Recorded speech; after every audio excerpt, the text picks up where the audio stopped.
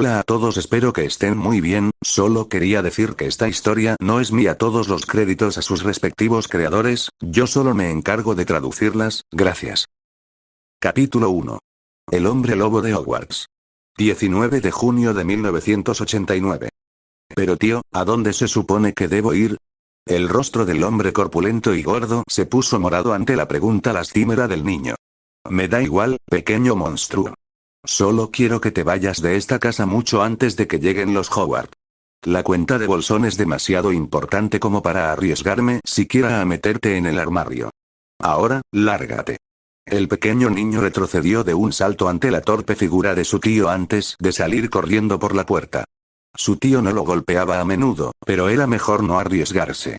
La única visita a urgencias por un brazo roto fue suficiente tanto para el niño como para el hombre. El hombre no quería demasiadas preguntas sobre el origen de las lesiones del niño, y el niño no quería hablar de ello. Así que ahora el hombre dependía únicamente del maltrato emocional y verbal, sumado a una alimentación de subsistencia. En la mayoría de los aspectos, el dolor físico era más fácil de tolerar. El parque estaba oscuro y desierto cuando el pequeño Harry Potter se columpiaba sin rumbo. El sol hacía rato que se había puesto y la luna salía para bañar el parque en tonos grises. El parque estaba completamente en silencio, salvo por los chirridos metálicos del columpio al moverse lentamente de un lado a otro. De hecho, era un silencio casi sobrenatural. No se oían ruidos de coches ni voces distantes. Ni murciélagos, ni búhos, ni otras criaturas nocturnas haciendo sus cosas. Ni siquiera viento. Solo una calma serena y un niño solitario en un columpio. Harry estaba demasiado absorto en sus pensamientos internos como para considerar el silencio que lo rodeaba. Intentó ser un buen chico y conseguir la aceptación y aprobación de sus tíos. A Harry lo llamaban tramposo cuando sacaba mejores notas que las de su primo Dudley. Lo tildaban de gamberro y matón por las acciones de su primo y su grupito de amigos. Nadie vio a Harry hacer nada malo, pero estaba más que dispuesto a creerse todas las mentiras que sus familiares decían sobre él. Pasarían muchos años antes de que Harry descubriera que la causa de esta aceptación era un efecto secundario involuntario de las protecciones que le impuso su madre y que fueron selladas cuando lo enviaron a vivir con su tía. Este efecto duraría hasta su madurez mágica a los 17 años. Las protecciones estaban diseñadas para proteger a Harry de seres mágicos con intenciones dañinas, especialmente del que las activó, el señor oscuro Voldemort. Lily Potter creó las protecciones, pero fue la maldición asesina del mago más poderoso en casi un milenio la que las activó. Las protecciones repelerían al señor oscuro y a sus seguidores mientras Harry Potter viviera con la sangre de su madre. Cuando estaba en casa de su tía, Voldemort y sus mortífagos ni siquiera podían acercarse a la casa. Lejos de casa, las protecciones aún le daban una ventaja, haciendo que cada toque fuera mortal para el señor oscuro. Desafortunadamente, las protecciones tuvieron un efecto secundario imprevisto.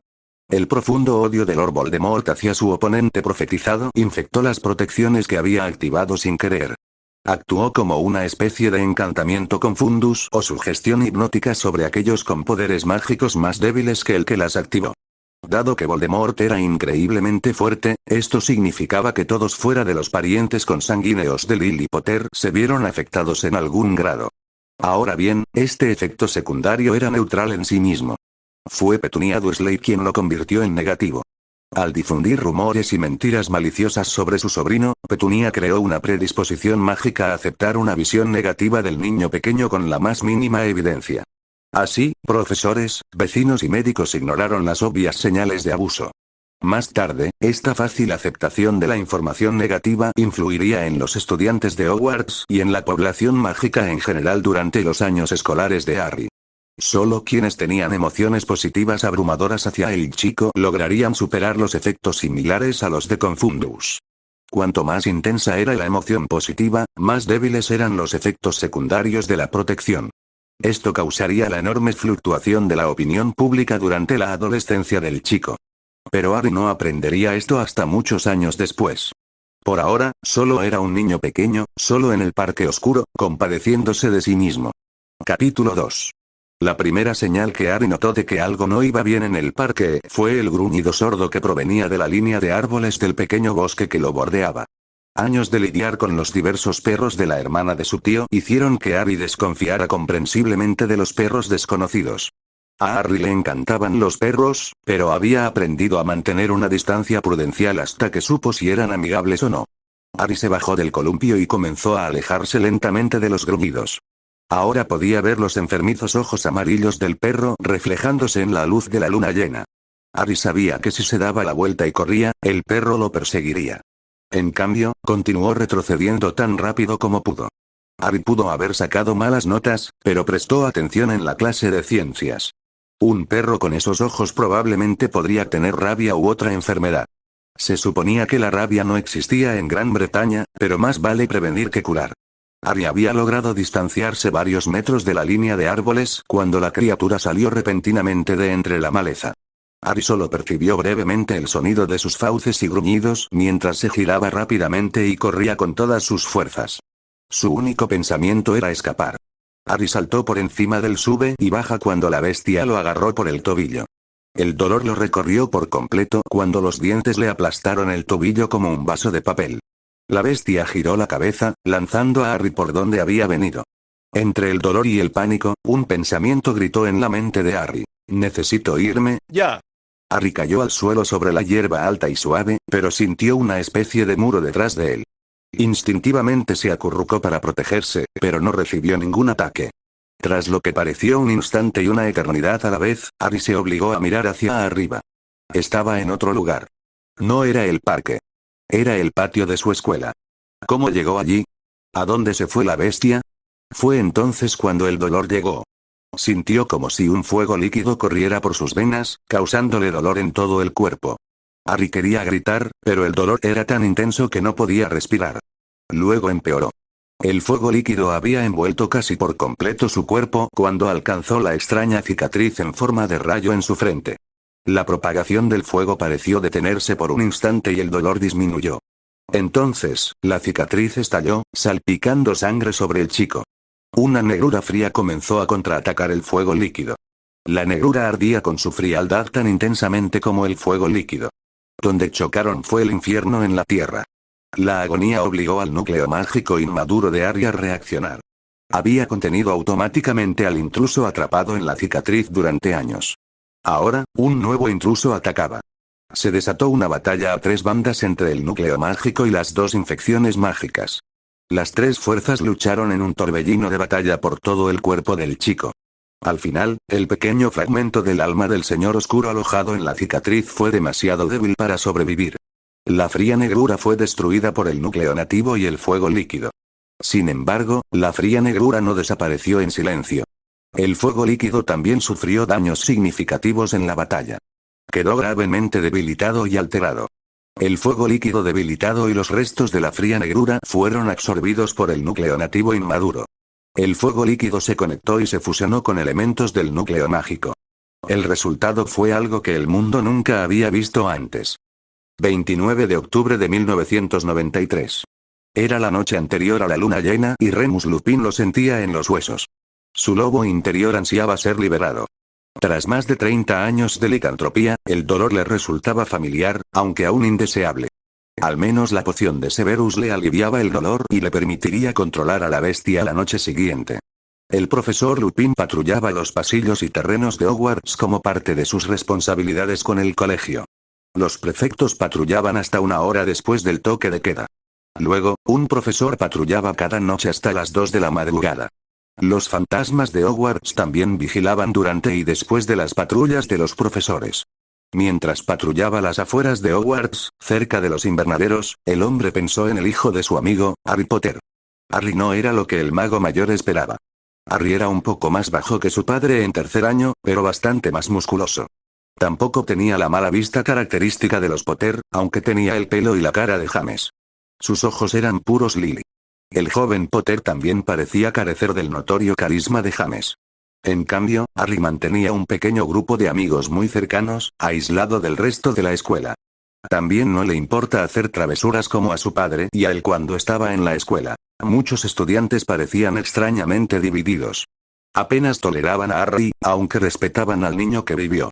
Parecía bastante extraño. Harry también parecía tener un excelente dominio de la magia práctica. Sus trabajos escritos solían ser escasos y de la extensión mínima, pero destacaba con la varita en la mano. Minerva y Filius coincidieron con su evaluación. Severus, por supuesto, no tenía nada positivo que decir sobre Potter, mientras que sus profesores de runas y criaturas mágicas no lo habían tenido el tiempo suficiente para evaluarlo. Aunque Hagrid le aseguró a Remus que Harry brillaría en su clase, basándose en cómo manejaba a sus numerosas mascotas. Las reflexiones de Remus se vieron interrumpidas cuando un perro negro grande y familiar pasó corriendo. Canuto.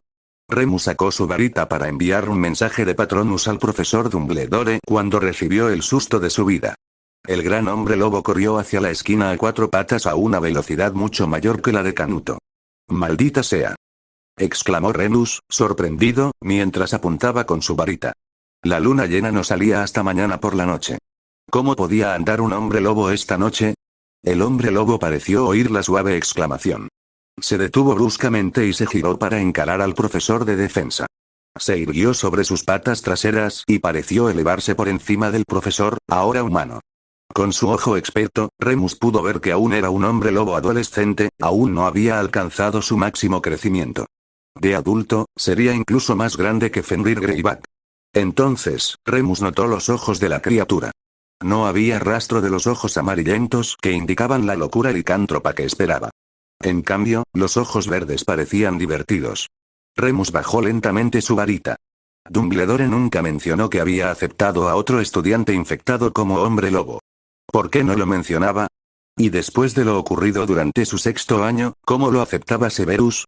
El enorme hombre lobo emitió un extraño bufido que parecía contener humor y resignación. No fue hasta el ladrido de un perro que Remus recordó la primera figura.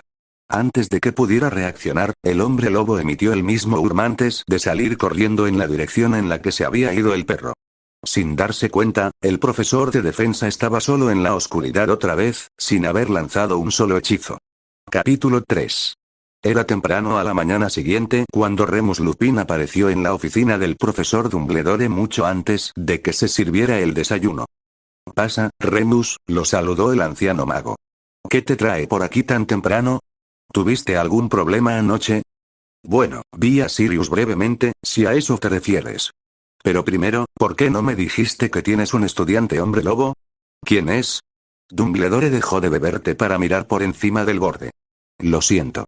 ¿Dijiste que tenemos un estudiante con licantropía?»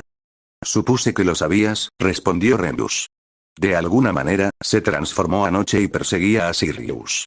Se detuvo al verme y supe que estaba bajo los efectos del acónito. La mente humana estaba completamente bajo control. Supuse que Severus también debía estar preparándoselo». Dumbledore parecía preocupado. «No sabía nada de esto. ¿Estás seguro de que es un estudiante? Las protecciones no dejarían pasar a un hombre lobo rabioso que no fuera estudiante, pero uno con acónito podría pasar». Remus se encogió de hombros levemente. «Estoy bastante seguro de que el hombre lobo era solo un adolescente por su tamaño y desarrollo. También puedo decirte que mi lobo interior sabe que es un alfa. Por supuesto, me someteré a su experiencia», murmuró Dumbledore. «Me parece muy improbable que un estudiante pudiera haberme ocultado tal condición durante tanto tiempo. ¿Quizás un estudiante de primer año?» «Demasiado grande», respondió Remus. «Era demasiado mayor. Diría que lo más probable es que fuera de 3º a 5º año». Dumbledore inclinó la cabeza levemente en señal de aceptación. «Una vez más, me remito a su opinión. ¿Estaría dispuesto a investigar este asunto por mí? Con su experiencia, le resultaría más fácil que a cualquier otro miembro del personal actual». Remus asintió. El estudiante merecía una educación, pero el personal de la escuela necesitaba saber sobre su aflicción. Aunque parecía haber logrado mantener el control, esta podría ser una aflicción reciente. Un novato cometía errores. La mayoría de los ataques eran obra de novatos o de lobos verdaderamente malvados como Greyback. «¿Estás seguro de que nuestro amigo era hombre?», preguntó Dumbledore. Remus resistió el impulso de hacer un comentario sarcástico. ¿Cómo se le había pasado por alto? «Sí», respondió. «Excelente. Eso nos deja con 57 estudiantes en los años que indicaste. ¿Notaste algo más sobre su forma de lobo que te pareciera diferente?» Remus reflexionó un momento. La mayoría de los hombres lobo siguen siendo hombres con características de lobo. Este parecía más bien un lobo con características humanas. Esto suele indicar que el mago ha abrazado la licantropía, como Greyback.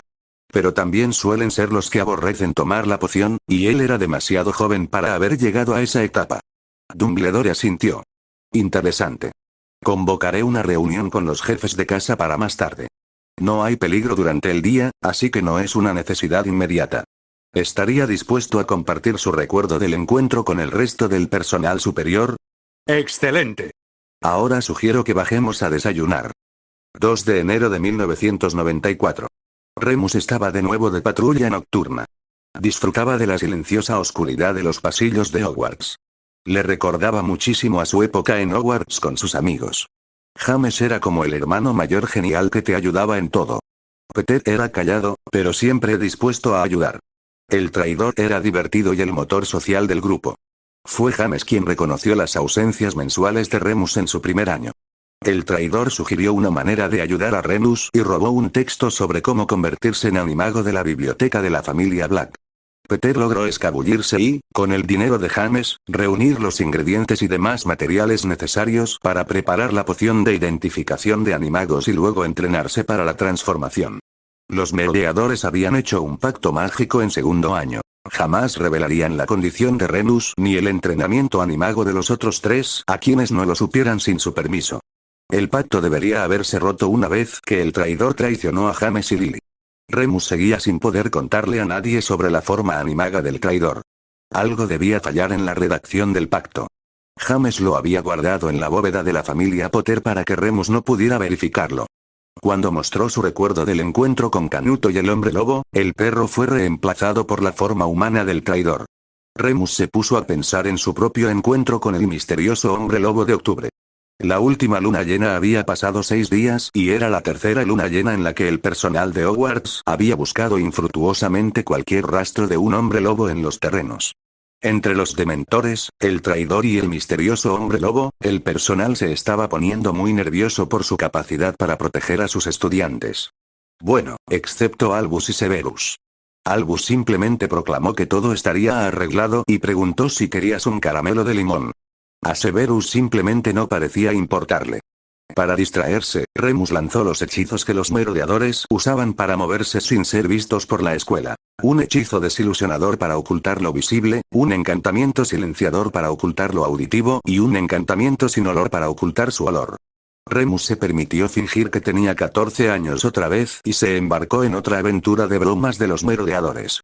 Remus acababa de entrar al vestíbulo y se encontraba al pie de la gran escalera cuando oyó un extraño ruido apresurado. Un destello de oscuridad en la tenue luz del pasillo pasó sobre sus cabezas. Remus, con total incredulidad, observó al misterioso hombre lobo saltar de rellano en rellano, subiendo las escaleras y perdiéndose en la penumbra de lo alto.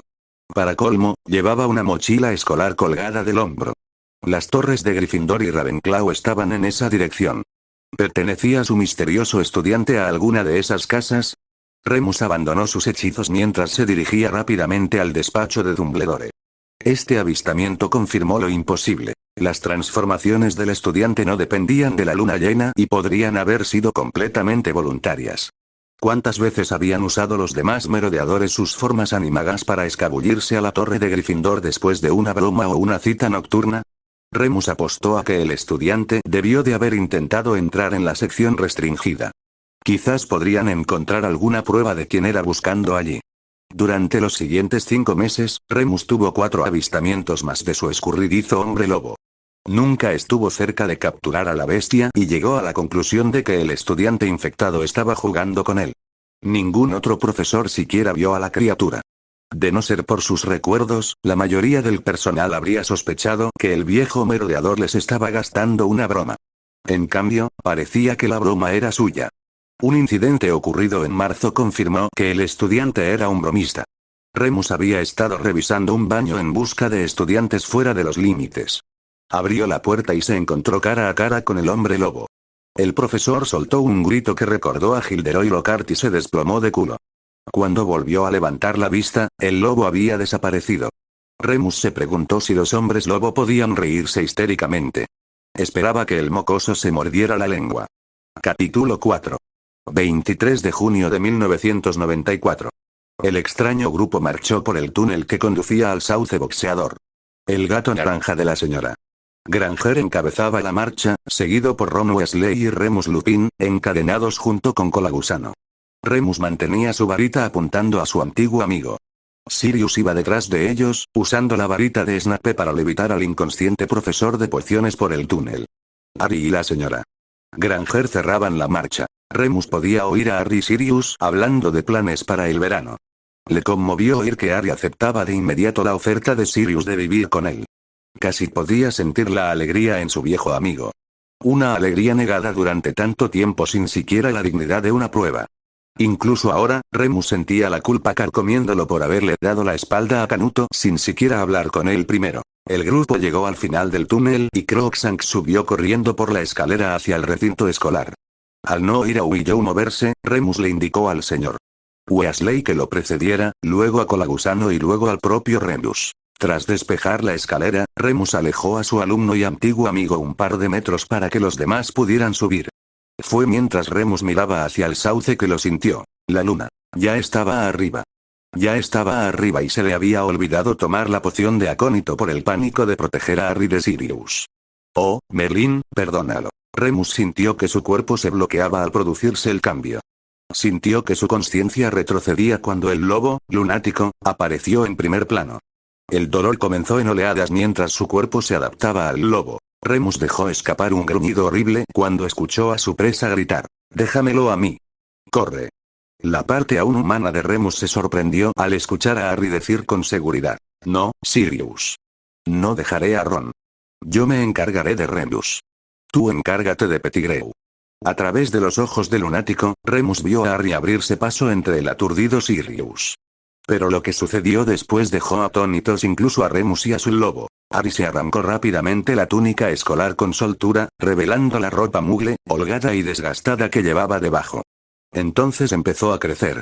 El pelaje le brotó de la piel mientras su cabeza y cuerpo se transformaban rápidamente en el enorme hombre lobo negro que Remus había estado cazando todo el año. Harry saltó hacia adelante y se abalanzó sobre Remus al instante. Remus sintió que el lunático rompía las esposas que lo sujetaban a Peter justo antes de que Harry lo golpeara.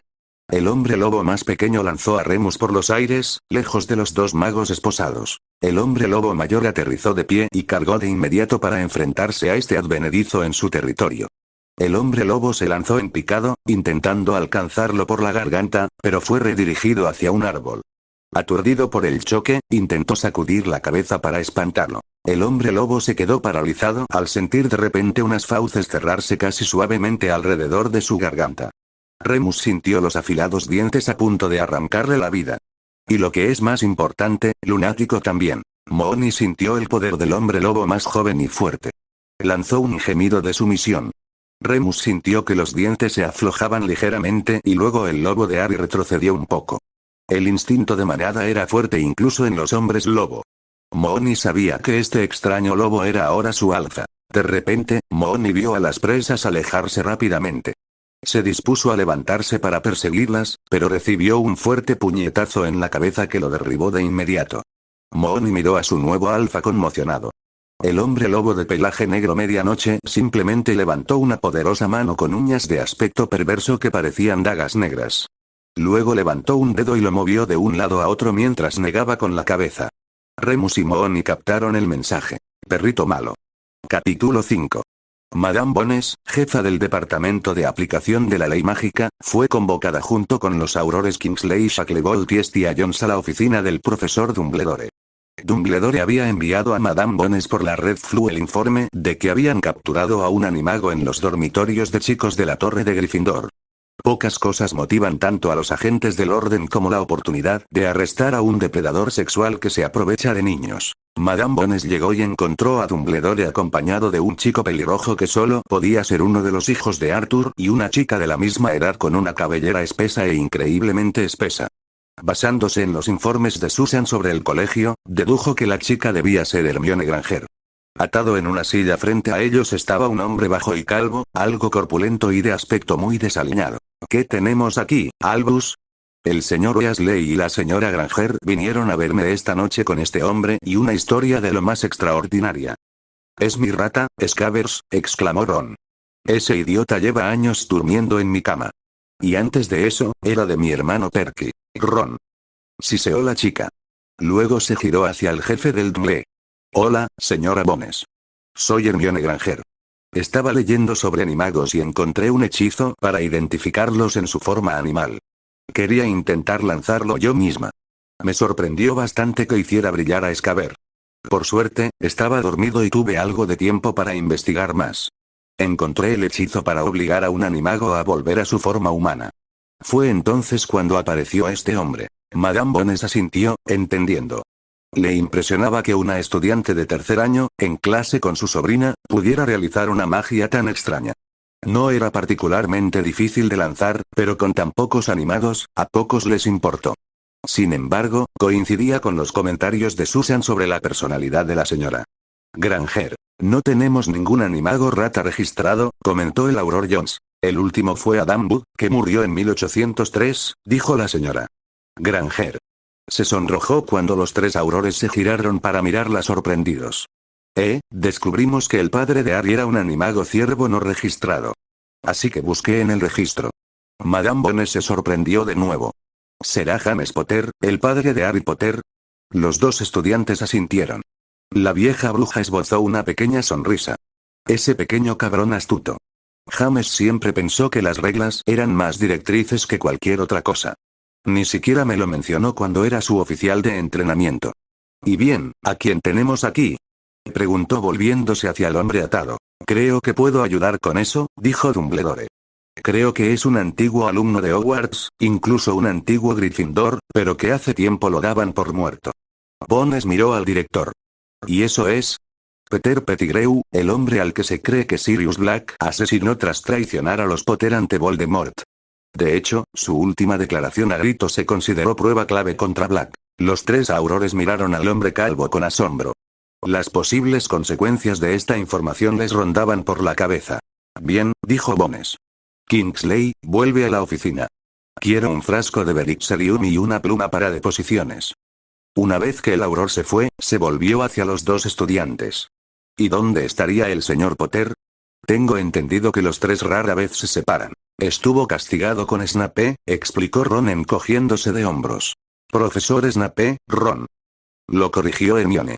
El más joven de los Weasley hizo una mueca. El señor Potter no estuvo involucrado en este descubrimiento, así que no creo que su participación sea necesaria en este momento, ofreció Dumbledore. Sí, bueno, si de verdad es Pettigrew, las repercusiones de esta noche afectarán al señor Potter, comentó Bones. Ahora bien, no creo que debamos mantener despiertos a estos estudiantes por más tiempo, ¿no le parece, profesor? No, por supuesto. Dumbledore se giró y escribió rápidamente una nota que le entregó a Hermione. Por favor, vayan directamente a la torre de Gryffindor. Les informaré de lo que averigüemos mañana después del desayuno. Sí, profesor, respondió Hermione. Los dos estudiantes salieron. Después de que se fueron, Madame Bones preguntó, ¿crees todo eso? Albus rió entre dientes. En general, sí. Puede que hayan sido un poco imprecisos con los detalles y sospecho que el señor Potter jugó un papel más importante en este drama de lo que indicaron, como supongo que estarás de acuerdo. Pero la historia principal es innegable. Este es, efectivamente, Peter Pettigrew. Le falta el dedo encontrado en el lugar de la explosión. Yo no era el jefe de brujos en el momento del arresto de Sirius Black, pero esto aumenta significativamente mis dudas sobre la culpabilidad del señor Black. La conversación fue interrumpida por el regreso de Kingsley Shacklebolt con los artículos solicitados. En 10 minutos, el director y las fuerzas del orden presentes en la sala quedaron consternados por la grave injusticia cometida. Capítulo 6. Remus Lupin se despertó con los dolores habituales de la mañana siguiente a su transformación. Hizo una mueca al intentar incorporarse. Curiosamente, no se sentía tan rígido como la mayoría de estas mañanas. ¿Un remanente de haber tomado acónito durante los últimos meses? Quizás. Hola Moody. ¿Estás despierto? Remus giró ligeramente la cabeza y vio a un sonriente Sirius Black, sentado de espaldas a la pared. Remus se dio cuenta de que estaba de vuelta en la casa de los gritos, en la habitación donde habían confrontado a Peter. Merlín, odio a la gente madrugadora, gruñó Remus. Sirius le pasó una botella de poción a su amigo. Toma. El amiguito de Harry pensó en enviarte esto. Una poción analgésica con relajante muscular. Igual que hacía Lily. Remus estaba demasiado dolido como para reírse disimuladamente. En cambio, se bebió la poción que la señorita Granger amablemente le había enviado. Después de que la poción se acabó, Remus preguntó. Entonces, ¿qué pasó? Te perdiste toda la diversión, lunático. Tuve que desmembrar a Snape. Espero no haberme pasado. Estoy un poco oxidado. Además, aturdimos al pobrecito Peter varias veces antes de que Hermione y Ron lo llevaran a la oficina de Dumbledore. Amelia ahora tiene el bastardo. ¡Qué pitbull! Estaba bajo custodia oficial e interrogado antes de que Fudge se enterara. Ya han cancelado la orden de matar a los dementores y de matar en el acto. Remus le devolvió la sonrisa de alegría a Sirius con una suya, aunque con un toque de dolor. Genial, Canuto. Pero me refería a mi cambio. Está revuelto, pero, ¿Harry también es un hombre lobo? Ah, eso. Bueno, primero te pusiste como el capitán lobo y quejica. Estaba listo para que el valiente animago de Gryffindor te guiara cuando Harry, de repente, se volvió como el hombre lobo Jack y te dio una bofetada para que te portaras bien. Luego te llevó al bosque prohibido a jugar. Remus sintió que uno de sus mayores temores se hacía realidad. ¿Entonces él también está infectado? Preguntó con voz temblorosa. No exactamente, respondió una voz familiar. Remus se giró y vio a Harry entrar en la habitación con una caja de la que emanaban deliciosos aromas. Harry dejó la caja en el suelo y empezó a sacar platos con desayunos completos ya servidos. Le pedí a Dobby que los trajera. Pensé que podrían usarlos, explicó. Esa es la Lily que llevas dentro. Bronx no era tan inteligente, anunció Canuto mientras tomaba un plato y comenzaba a comer. Remus, sin embargo, miraba a Harry con expresión asustada. Harry, ¿puedes explicarme qué pasó? Harry se recostó contra otra pared, de modo que Remus estaba a un lado y Sirius al otro.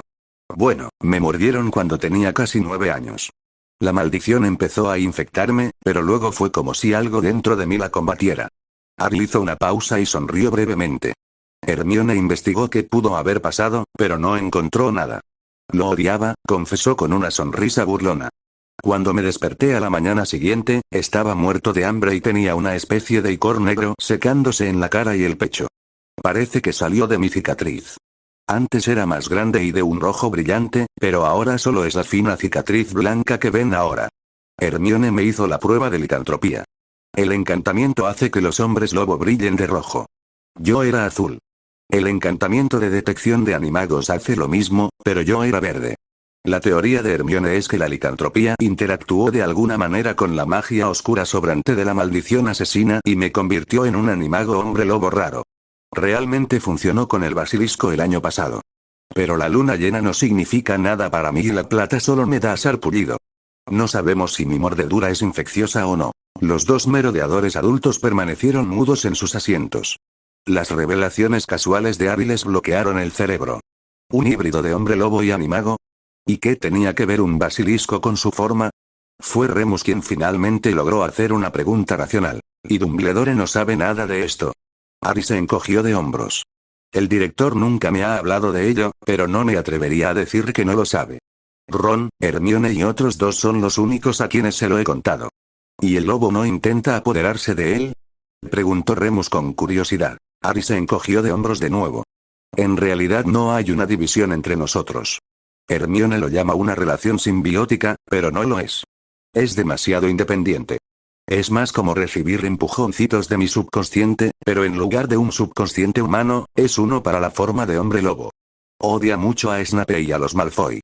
Cada vez que me encuentro con ellos, sigo teniendo imágenes graciosas de lo que el lobo quiere hacerles. Sirius les sonrió a los otros dos magos. Se veía un poco espantoso en el demacrado y sucio mago, pero sus ojos reflejaban alegría y emoción. Mirando directamente a Remus, dijo: Señor lunático, el señor Canuto propone a este joven mago como miembro de los merodeadores. Tiene forma de animal y ha demostrado su habilidad para las bromas. Remus rió antes de adoptar una expresión seria. Es una petición seria, señor Canuto. Dado que el mago en cuestión ha tenido a bien gastarme bromas todo el año, Remus hizo una pausa y le lanzó una mirada burlona a Harry. Estoy de acuerdo en que cumple ambos requisitos. ¿Tiene un nombre para nuestro nuevo merodeador? Le presento señor Jack. Remus asintió. Representativo de su forma, pero no inmediatamente aparente. Lo apruebo. Sirius se volvió hacia Harry y dijo: Bienvenido a los merodeadores, señor Jack. Capítulo 7. 24 de junio de 1989. Vernon Dursley se sentó a disfrutar de su desayuno con gran alegría. El hombre corpulento sintió algo parecido a la alegría pura esa mañana. Si algo adoraba Vernon Dursley era recibir el reconocimiento que le correspondía como uno de los hombres más brillantes, motivados y talentosos de toda Inglaterra.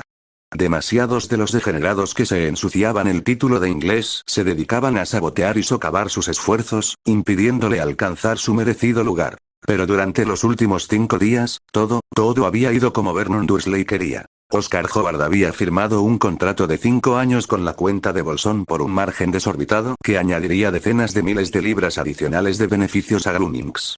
El viejo Grunning ya le había prometido a Vernon una bonificación que, por sí sola, bastaba para pagar todo el primer año de Dudley en Smeltings. Entonces, su preciado heredero del apellido cumplió 9 años. Su hijo conquistaría toda Inglaterra. Vernon Dursley era un excelente juez del carácter y el potencial de los solicitantes de empleo. En su hijo, Dursley veía la verdadera grandeza. No le sorprendería verlo algún día nombrado primer ministro. Sí, en efecto. Y después, recibiría un título y sería ascendido a la Cámara de los Lores por sus sucesivas contribuciones al Imperio Británico. El apellido Dursley finalmente ocuparía el lugar que le correspondía en la élite de la sociedad británica. Y el último detalle lo remató todo. El sobrino raro de su esposa no había sido visto en 5 días. El pequeño bicho raro desapareció después de que los Howard se fueran. O, mejor dicho, nunca regresó. Vernon tarareaba de placer mientras masticaba su desayuno y reflexionaba sobre este suceso. Quizás algún pedófilo desviado se lo llevó para usarlo y luego lo arrojó a una zanja. ¡Qué idea tan maravillosa! Los enfermizos y retorcidos sueños de Vernon fueron interrumpidos por el sonido de la puerta principal abriéndose y luego cerrándose. ¿Mascota? ¿Tan pronto has vuelto del mercado?, preguntó. No, tío Vernon, soy yo. Vernon levantó la vista, con la cara ya roja de ira. Pero algo le impidió estallar. El mocoso estaba allí de pie, con la ropa llena de barro y ramitas. Su suéter estaba desgarrado sobre el hombro izquierdo, como si se hubiera quedado atrapado en una trilladora. Además, parecía que le habían echado alquitrán por la pechera. A Dudley le faltaban las zapatillas viejas y los calcetines. El niño también parecía más grande, casi tan alto como Dudley. Pero lo que hizo que Vernon se detuviera fue cuando sus ojos se encontraron con los del niño. Al chico le faltaban las gafas. En cambio, sus ojos verdes, tan parecidos a los de la madre y la hermana de Pet, parecían brillar con un poder interior. Fue ese poder lo que acalló la lengua de Vernon. Los ojos del chico transmitían poder, fuerza y la promesa de violencia. Algo en Vernon simplemente quería acurrucarse y esconderse de la mirada de su sobrino. ¿Dónde has estado, muchacho?, Vernon logró preguntar. El bosque. Algo raro pasó. Me atacó algo. Anoche me desperté en el bosque. Los restos de 2 conejos estaban a mi lado. Fue entonces cuando recordé que me los había comido. Los perseguí y me los comí. ¿Los perseguiste?, preguntó Vernon con desdén. Sin embargo, su voz sonó hueca incluso para él. Cambié. Era más rápido, más fuerte, más hambriento. Sigo teniendo hambre. Sin siquiera pedir permiso, el chico se acercó al mostrador y cogió el plato lleno de salchichas que Pet había preparado antes de salir a hacer sus recados.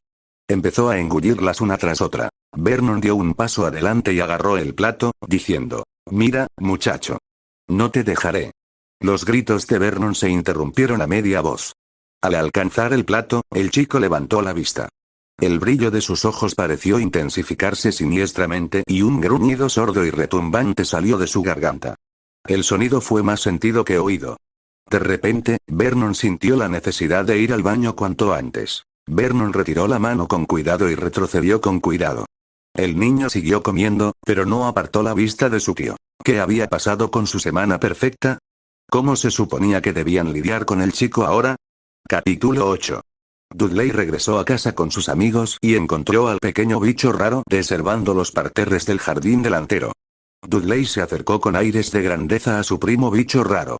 Burlarse del pequeño siempre era una buena forma de entretenerse. Presintiendo las intenciones de su líder, los demás chicos se dispersaron y rodearon a su víctima favorita como los chacales que eran. ¿Decidiste volver, bicho raro?, empezó el matón con sobrepeso. Papá pensó que quizá te habías escabullido y muerto para dejarnos a la gente normal en paz. Los secuaces rieron con sarcasmo ante el comentario de su líder. El chico moreno simplemente los ignoró mientras continuaba arrancando la maleza mecánicamente de la tierra húmeda. Este silencio confundió a Dudley y a su pandilla. ¿Por qué no había respondido el chico? Potter siempre respondía. Lo admitieran o no, el fuego y la resistencia que Potter mostraba lo convertían en un blanco favorito. En combates individuales, Potter era rival para cualquiera, excepto para Dudley. Pero en grupo no representaba una amenaza real. De hecho, era lo suficientemente duro como para entretenerlos, pero no lo suficiente como para ser un peligro. ¿Me oíste, bicho raro? ¿O papá finalmente te dejó boquiabierto? El chico Potter seguía sin responder. Dudley sintió una punzada de miedo e incertidumbre. Esto era nuevo. Esa incertidumbre hizo que Dudley se inclinara para empujar al niño más pequeño al suelo. Pero Potter se levantó de repente, se giró y se hizo a un lado con un movimiento elegante. Dudley apenas se dio cuenta al caer sobre los apreciados rosales de su madre, pero sus amigos lo vieron. Dudley recogió algunos arañazos que salían de entre los arbustos. Al levantarse, se sorprendió al encontrar a Potter allí, observándolo. Dudley se libró de la ayuda de sus amigos y se puso de pie para encarar a su primo. La parte del cerebro de Dudley que habría sido un miembro inteligente y productivo de la sociedad si hubiera crecido en un entorno diferente intentó advertirle al patán de que algo andaba mal en su primo. El chico estaba ahora casi a la altura de los ojos de Dudley y permanecía de pie con una tranquila confianza. El patán apenas notó que a su objetivo le faltaban las gafas, pero la pequeña parte funcional de su cerebro notó que el otro chico no parecía tener problemas de visión. El patán ignoró las repetidas advertencias del cerebro. Eso es, Potter. El matón de 9 años lanzó un puñetazo directo a la cara de su primo con todo su peso. Se oyó el esperado golpe de puño, pero no de la forma esperada. La pandilla quedó en shock cuando Potter atrapó con su mano el puñetazo que le lanzaron y simplemente lo detuvo. Dudley miró a su primo con incredulidad. Fue entonces cuando sus ojos se encontraron con los de su primo. Algo en esos ojos prometía violencia. El chico rubio y corpulento apenas sintió el calor que le corría por la pierna. «Déjame en paz», gruñó el monstruo. La pandilla echó a correr casi al mismo tiempo. Pierce Polkis fue el primero en correr, pero eso rápidamente hizo que los demás se pusieran en marcha. Dudley iba justo detrás de ellos. 24 de julio de 1991. El ciervo corría entre la espesura que rodeaba el campo, ignorando la tensión de las ramas en su creciente cornamenta. No se detuvo ni a mirar alrededor ni a buscar algo de comer entre las plantas que le llegaban hasta las rodillas. Tenía cosas mucho más importantes en la cabeza, como la supervivencia. El gran ciervo corría por el campo bajo la luz del amanecer hacia el otro lado. Al acercarse al otro extremo del campo, aminoreó la marcha y se detuvo para observar con atención.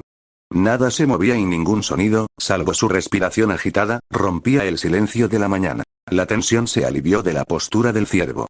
No había rastro de su perseguidor. El cazador debía de estar perdido en el pequeño bosque. Estaba a salvo. Un dolor repentino le apuñaló el costado, cerca del hombro. Sobresaltado, giró la cabeza y se encontró cara a cara con una gran bestia babosa. La adrenalina y el miedo lo invadieron. No había escapatoria. Un dolor repentino atravesó el pecho del ciervo y su visión se oscureció. Capítulo 9. Una extraña combinación de aullidos y aullidos se oía desde el borde del campo. Cualquier observador habría presenciado una escena muy extraña. Un ciervo joven yacía inconsciente en el suelo, mientras una bestia de pelaje negro se revolcaba junto a él. ¿Los ciervos pueden desmayarse? Harry finalmente se puso de pie mientras luchaba por respirar. Sé que fue cruel, pensó, y debo ser una persona horrible porque fue muy gracioso. El hombre lobo se adentró en el bosque justo cuando el ciervo empezaba a despertarse.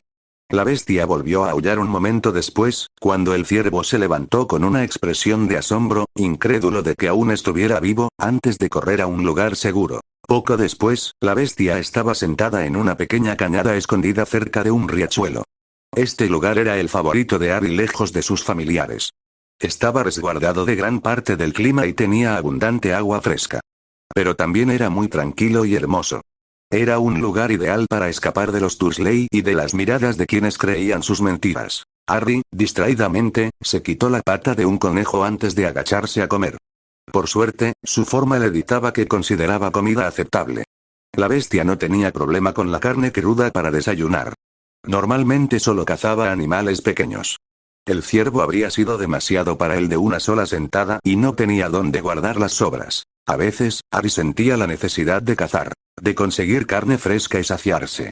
Harry sospechaba que la bestia necesitaba más proteínas que las que le proporcionaban las comidas de los Dursley. Petunia Dursley preparaban mucha pasta y Harry siempre conseguía las porciones más pequeñas de carne. Acechar era muy divertido. Le dio un nuevo significado al antiguo término Harry cazando. Una vez saciado, dividía los restos del animal y los dejaba para otras criaturas del bosque. Varios zorros y otros depredadores más pequeños similares ahora llamaban hogar al bosque gracias a la abundancia y facilidad de alimento. Harry nunca había acechado a un ciervo. Eran animales asustadizos y rápidos, así que era divertido perseguirlos. Pero, por alguna razón, le parecía mal comérselos. En cuclillas en el bosque, devorando al conejo, Harry reflexionó sobre sus últimos 2 años. Ser mordido por la criatura fue una bendición a medias para Harry. Su supuesta familia ahora le tenía miedo.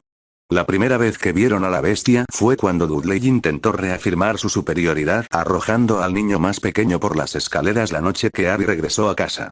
Un niño empezó a caer, pero fue el lobo quien aterrizó de pie al pie de las escaleras. La bestia subió las escaleras en un abrir y cerrar de ojos. Dudley se encontró suspendido del suelo por la gigantesca mano con garras que rodeaba su grueso cuello. Dudley se encontró con un chorro de agua tibia corriendo por su pierna por segunda vez ese día. Dudley se encontró con un chorro de agua tibia corriendo por su pierna por segunda vez ese día. Desde entonces, Harry y los Dursley vivieron en paz. Harry ayudaba voluntariamente en la casa, y los Dursley fingían que Harry no existía. Harry nunca comía con la familia, pero siempre sobraba comida para alimentar a un niño en crecimiento. En la escuela, las cosas seguían prácticamente igual que antes de que la criatura mordiera a Harry. Los niños seguían el ejemplo de Dudley. Aunque era Dudley quien robaba dinero y dulces con regularidad a los alumnos más pequeños y débiles, sus compañeros creían las historias de Dudley de que el pequeño moreno era un asesino desquiciado. Incluso los profesores desconfiaban del niño y se negaban a considerar la ropa harapienta y mal ajustada o los almuerzos escasos como algo que no merecía. Sin embargo, Harry aceptó esta soledad como una mejora y pasó mucho tiempo escondido en la biblioteca. La bibliotecaria lo fulminaba con la mirada a menudo, pero Harry aprendió a ignorarla. En cambio, buscó libros que pudieran explicar su condición. Sospechaba que la criatura que lo mordió era un hombre lobo, ya que encajaba con algunas de las leyendas que había leído.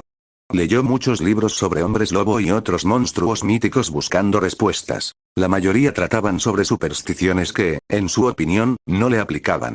Por ejemplo, no se convertía en lobo. Una simple mirada al espejo en forma de bestia se lo confirmó. Parecía más bien una mezcla de lobo y gorila. Una cabeza de lobo sobre el enorme cuerpo peludo de un gorila, pero con piernas del lobo. Aunque podía correr a 2 patas, para alcanzar la verdadera velocidad corría a 4 patas. Y sus manos y pies con garras eran hábiles para trepar y agarrarse a paredes y árboles. Aparte de su apariencia, Harry descubrió que no dependía de las fases lunares, ni de ser plateado, la tía Petunia lo golpeó con un candelabro, ni de tener las palmas peludas, ni de ninguno de los otros signos clásicos de la licantropía. Así que, en lugar de llamarse hombre lobo, era la bestia. De todas formas, al niño de 10 años le sonaba más guay. Su nueva condición tenía algunas desventajas. Un problema con ser una bestia era el oído. Incluso en forma humana, podía oír lo que los otros niños susurraban sobre él. Los ignoraba lo mejor que podía, pero le parecían constantes cortes de papel, dolorosos y molestos, pero no algo que se pudiera evitar. El segundo problema eran sus ojos. Sus ojos verdes, antes brillantes, ahora parecían brillar.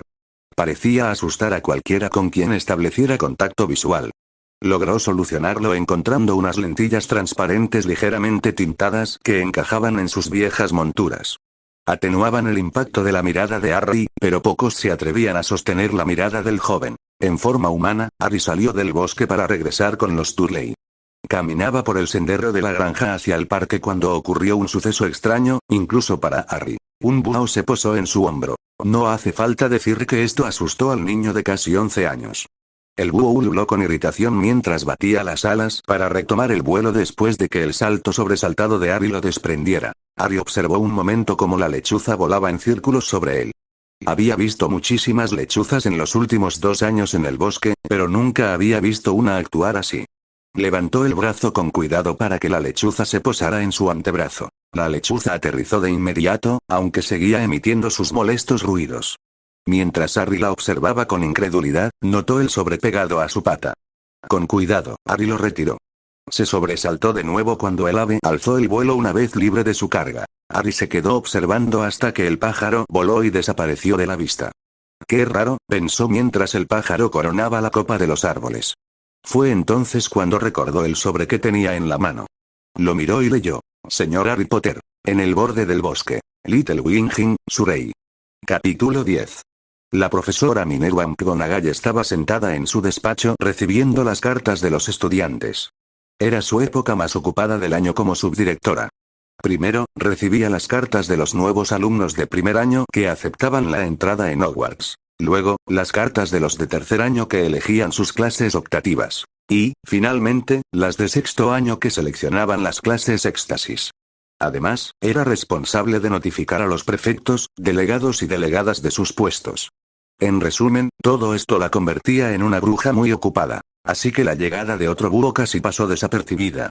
Sin embargo, este se posó justo frente a ella, en el marco de la foto de su hermano y su familia. Si me esperas en el lugar designado, estaré contigo enseguida, le informó con recato al búho. Por su parte, el búho simplemente la miró con sus grandes ojos sin parpadear antes de empujar imperiosamente hacia adelante la pata con la respuesta. Oh, muy bien. La bruja sacó la carta con la facilidad que da la práctica.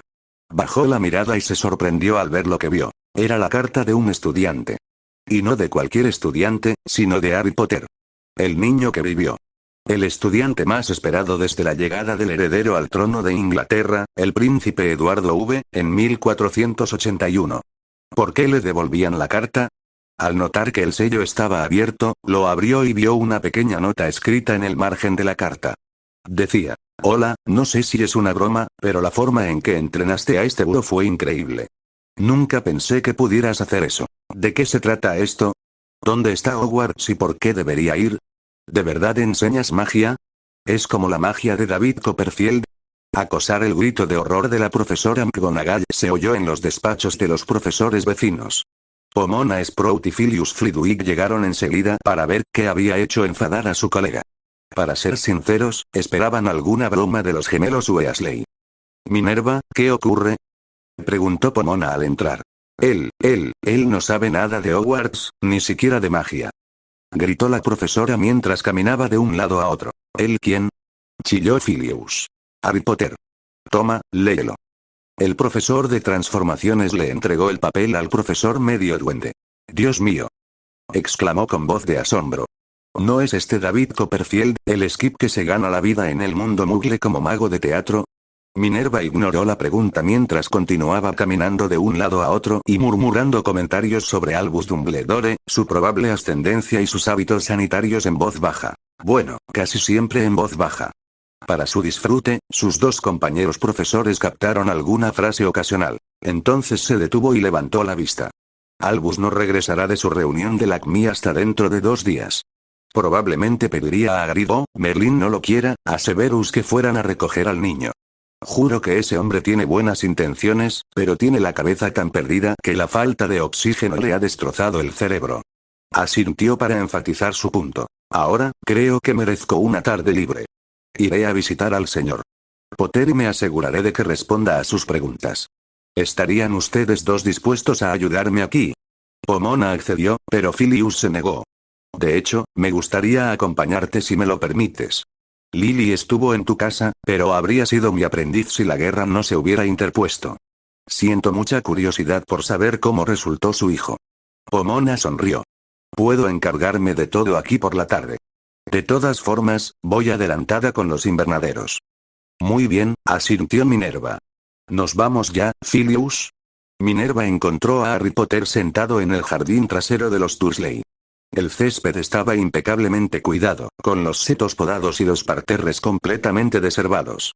De no haberlo sabido, habría sospechado que lo mantenía la magia o un elfo doméstico. Por desgracia, por la ropa andrajosa y sucia que llevaba el niño, supo quién era el elfo doméstico. Harry levantó la vista del libro que estaba leyendo cuando ella se acercó. Hola, gatito. ¿Perdido? Minerva volvió suavemente a su forma humana. No, señor Potter, no estoy perdida.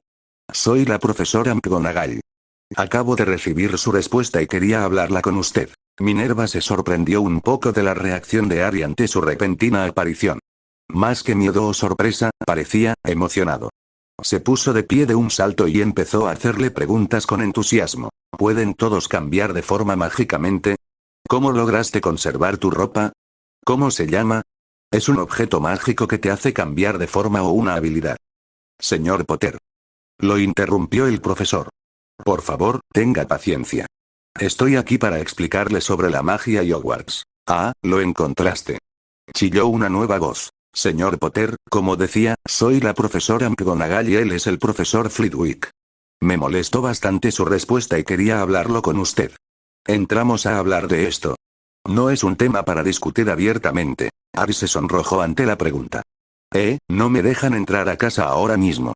Se llevaron a mi prima de compras. Bueno, ¿por qué no nos sentamos en las sillas de allá?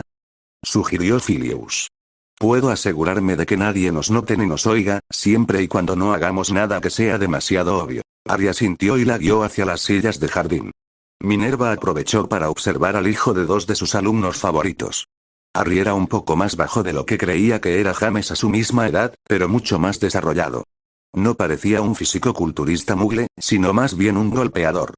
Parecía que también sería un buen buscador. Una vez que estuvieron sentados, McGonagall preguntó. Ahora, señor Potter, ¿qué le ha contado su familia sobre sus padres y el mundo mágico? Parientes, señora, la corrigió el chico. Me dijeron que mis padres vivían del paro y murieron borrachos en un accidente de coche. James y Lily murieron en un accidente. Repitió Filius indignado. El ex campeón de duelo parecía a punto de estallar. Minerva sabía exactamente cómo se sentía. Pero ella era la subdirectora y necesitaba mantener la calma. Eso no es correcto, señor Potter, como habrá adivinado. Sus palabras desviaron la atención de Harry del murmullo indignado del profesor de encantamientos. Al cruzarse con sus ojos, vio el mismo destello de diversión que reconoció en su padre, pero con los ojos de Lily Evans. La combinación casi le rompió el corazón de nuevo. Me temo que tendré que explicarte un poco de historia. Unos 10 años antes de que nacieras, un mago malvado apareció en Inglaterra. Se hacía llamar, hizo una pausa, incómoda, antes de armarse de valor. Se hacía llamar Voldemort. Incluso hoy lo llamamos el que no debe ser nombrado o quien tú sabes.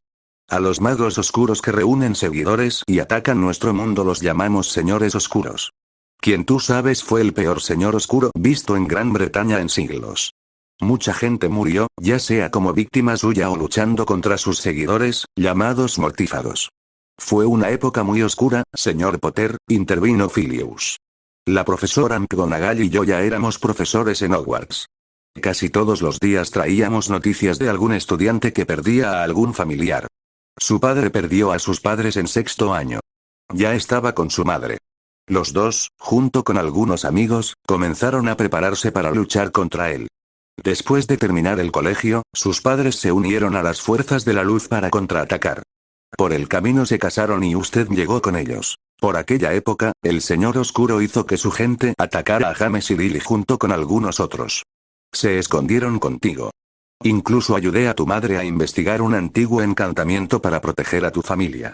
Filius hizo una pausa para sonreír. Era brillante en encantamientos y pociones. James sobresalía en transformaciones. Ambos fueron los mejores estudiantes y delegados en séptimo año. Espero lo mismo de su hijo. Harry intentó devolverle la sonrisa, pero sus ojos reflejaban la emoción al oír algo positivo sobre sus padres. Minerva le indicó a Filius que esperara un momento. Una vez que el señor Potter pareció recuperar el control, continuó. Capítulo 11. Minerva le indicó a Filius que esperara un momento. Una vez que el señor Potter pareció recuperar el control, continuó. Desafortunadamente, el señor oscuro tenía un espía que le dio su ubicación. Los asesinaron el 31 de octubre de 1981. Esa noche ocurrió algo que nadie puede explicar. Harry pareció un poco conmocionado, pero también curioso. Hay magia que llamamos oscura. El peor de estos hechizos se llama maldición asesina. Mata a cualquiera que toque, sin importar dónde sea golpeado. No hay señales de dolor ni siquiera heridas. La persona simplemente muere. Los escudos no sirven. La única defensa es no ser golpeado. Miró al señor Potter para ver si entendía. El chico asintió levemente. Tu padre fue asesinado abajo intentando ganar tiempo para que tú y tu madre escaparan. Había indicios de que opuso una resistencia considerable antes de ser alcanzado por la maldición asesina. El señor oscuro los encontró a ti y a tu madre en la habitación de los niños. La profesora se dio cuenta de que su voz se había reducido a un susurro, pero no pudo forzarla a hablar más alto. Tu madre murió frente a tu cuna defendiéndote. Y luego intentó lanzarte la maldición asesina. En ese momento, la voz del jefe de casa de Gryffindor se apagó por completo. Sirius repitió la historia. Fue entonces cuando ocurrió un milagro, señor Potter. La maldición rebotó en usted y en quien usted sabe. Su cuerpo fue destruido y usted quedó con vida, pero con esa cicatriz de la maldición en la frente. No lo entendemos, pero de alguna manera, un niño de 15 meses logró resistir una maldición imbloqueable y derrotar al señor oscuro. Usted es famoso en el mundo mágico. Lo llaman el niño que vivió. El pequeño señor Potter parecía conmocionado y afligido por las revelaciones de los profesores. Minerva solo podía adivinar los pensamientos que rondaban la cabeza del pobre niño. Tantas cosas le cayeron encima de golpe. Le había advertido a Albus que los Dursley eran la peor clase de muggles. Captó su corrección al llamarlos familia. Minerva conjuró 3 tazas de té. El chico podría usarlas para calmarse. Mientras tomaba un sorbo de té, los 2 profesores procedieron a informarle sobre la magia, el mundo mágico y Hogwarts. Era la introducción habitual que se les daba a los estudiantes nacidos de muggles, como ya habían hecho muchas veces. Si lo desea, señor Potter, podemos llevarlo al callejón Diagon para que consiga sus útiles escolares ahora, ofreció Minerva. El niño asintió. Supongo. No creo que mis parientes me acepten. Minerva no pudo evitar sorber por la nariz ante este comentario. Frunció el ceño al ver su leve sonrisa, pero le alegró verla. El viaje al callejón Diagon fue casi tan malo como Minerva temía. Durante el corto paseo hasta el lugar oculto donde ella y Sirius llegaron, el señor Potter reanudó sus preguntas anteriores sobre su forma animada. Ella explicó que se trataba de una técnica avanzada de transformación que requería mucha experiencia y práctica. Solo 7 personas en el último siglo habían logrado desarrollar esta habilidad. Aunque el señor Potter pareció algo entristecido por su explicación, se animó un poco cuando ella le aseguró que podría lograrlo si seguía los pasos de su padre, ya que no dudaba de que James Potter habría tenido éxito en la tarea. Los goblins fueron la parte más fácil del viaje, aunque el paseo en carro le revolvió el estómago. Le sorprendió la cantidad de monedas en la bóveda fiduciaria del señor Potter, pero una discreta pregunta a su escolta goblin explicó la riqueza. El ministerio pagó la recompensa por la aparente muerte del señor oscuro y pagó un precio superior al valor de mercado al comprar la casa donde se escondieron los Potter para convertirla en monumento nacional. Además, muchos ciudadanos enviaron dinero para agradecer a su salvador. Si bien los Potter eran una familia muy antigua y con mucho poder mágico, nunca habían pertenecido a la élite política adinerada del país como los Longbottom o los Malfoy. Si bien poseían una buena cantidad de tierras en Gales, la familia era conocida por sus guerreros e investigadores mágicos, no por sus políticos ni financieros. Las 2 siguientes paradas transcurrieron sin contratiempos. Compraron el baúl del señor Potter, pociones y material de astronomía sin mayores problemas. Fue en Flourish y Blotts donde encontraron la primera dificultad. El señor Potter tomó los textos estándar de primer año, pero decidió tomar un par de libros extra para lecturas de fondo. A ella le parecían bien los textos de historia reciente y cultura mágica, pero intentó no hacerlo al notar que había cogido un par de libros sobre criaturas oscuras o altamente mágicas. Al oír sus protestas, el señor Potter simplemente se encogió de hombros y dijo: disfruto leyendo sobre las criaturas que el mundo normal considera mitos. Tengo mucha curiosidad por saber qué sabe el mundo mágico sobre ellas. Fue en Madame Malkins donde las cosas empezaron a ir mal. El señor Potter estaba esperando a que le tomaran la medida cuando entraron varios estudiantes en edad escolar. Ella no los reconoció, así que debían ser estudiantes criados mágicamente a quienes no tenía que visitar. Una linda joven de ascendencia india, con su larga melena oscura y suelta, se acercó al señor Potter. ¿Tú también vas a Hogwarts? Sí. Hola, soy Padma Patil. Ella es mi hermana gemela, Parvati. Señaló a una chica idéntica, solo que llevaba el pelo trenzado. Y esos son nuestros amigos Daphne Greengrass, Anthony Goldstein, Sully y Megan Jones. ¿Cómo te llamas? Harry. Harry Potter. Todo movimiento en la tienda se detuvo al oír las palabras del señor Potter. ¿De verdad? Preguntó la chica con inocente sorpresa. Oí que se suponía que ibas a estar en nuestra clase, pero nadie estaba seguro de que fueras a Hogwarts. ¿De verdad creciste en el mundo Muggle? Mi padre dice que sí, pero a veces intenta hacerse el gracioso. Al profesor le conmovió ver al niño interactuar con otros niños mágicos de su edad. Harry se sintió un poco tímido y sorprendido por su entusiasmo por conocerlo, pero Minerva pensó que lo manejó bien. Para lo que no estaba preparada era para la enorme multitud que se había formado fuera de la tienda. Supuso que alguien en la tienda había oído el nombre del señor Potter y había salido a anunciarlo. Agradeció que Filius la hubiera acompañado, ya que el resto del viaje los consistió en lidiar con la multitud que los seguía. Por suerte, solo era necesario una parada en Ollivanders. Era una lástima que el chico no pudiera explorar el callejón un poco, pero así era la vida. Se acercaban al punto de aparición cuando Minerva se cansó de la multitud que los seguía. En un ataque de ira, se volvió hacia ellos y procedió a informarles exactamente lo que pensaba de su comportamiento. Le complació un poco como la multitud, muchos de ellos antiguos alumnos, retrocedió ante su protesta y abandonó el lugar. Complácida, se volvió hacia el señor Potter y Filius. Filius parecía impresionado con su habilidad para ahuyentar a la multitud. El señor Potter parecía haberlo disfrutado también, pues sonreía al ponerse las gafas. Debían de estar sucias y aprovechó la pausa para limpiarlas. Muy bien, vamos a llevarte a casa, señor Potter.